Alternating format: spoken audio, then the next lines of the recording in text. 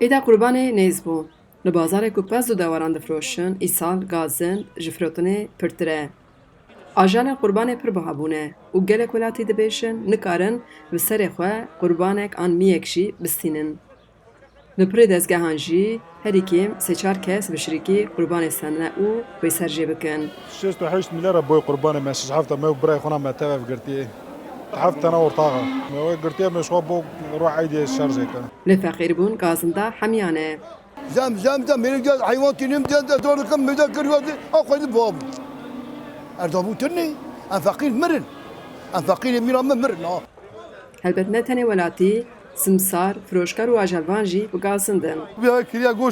گوش تو 20-25 میلیون یم بوابه کا بوابه هر تش بوابه هم که alışveriş بکی والله امروزی ده دوار دیگه دو فروتن از ایران کم دوار کی بگیرم بفروشم سلمان من هفته 8 میلیارد para bu هم کی دوار هفته 8 میلیارد استینم انا کم سه دوار بگیرم بفروشم سه 4 میلیارد para شکودیم سه 4 دوار بفروشم هر تشکی زم حیوان زم دی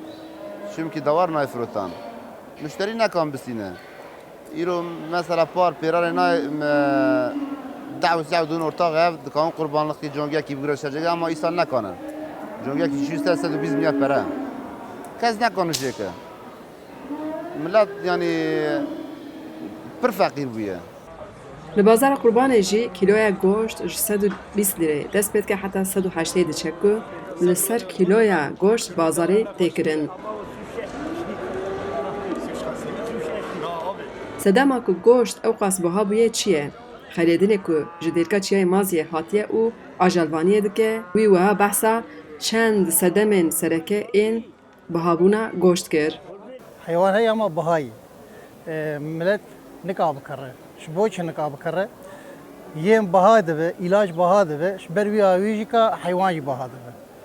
کیلا گوشت سالی چی 9 میلیونی بو 95 میلیون بو آن الورا هم دری مازات 175 میلیونات تشرج کردن ای راندومانلی هم دبه ای بسی جانگه 230 میلیونی حتی 230 میلیونی تشرج کردن الورا جیده ام جر دبه toptan perakende vade 230 milyoni be her nav Ahmet ya Merdin hakkı dükkan asar keve ceyran dikeve hakkı verge dikeve haliyle ve ziyade be aburi ziyade de beş ber bir abi millet ne kap